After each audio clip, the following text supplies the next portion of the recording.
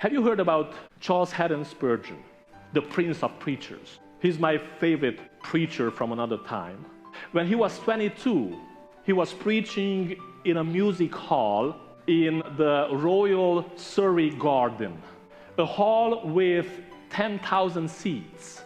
But the crowd was much bigger and they were pressing in, and somebody shouted out, "Fire!" And a stampede was created, and 7 people were killed in the stampede and some others were injured.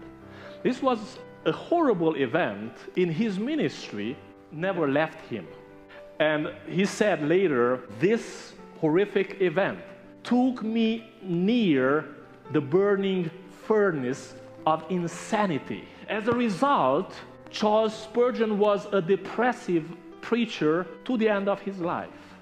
I would like to show you how he describes depression. In one of his sermons, A Frail Leaf, he says, "You may be surrounded with all the comforts of life and yet be in wretchedness more gloomy than death if the spirits are depressed. You may have no outward cause whatever for sorrow, and yet if the mind is dejected, the brightest sunshine will not relieve your gloom. At such a time, you may be vexed with cares, haunted with dread, and scared with thoughts which distract you.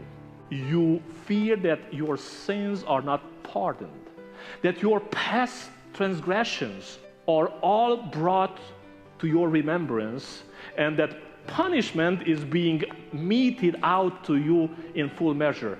There are times when all our evidences get clouded and all our joys are fled. Though we may still cling to the cross, yet it is with a desperate grasp." Please watch what theology of pain and sorrow and personal affliction he has.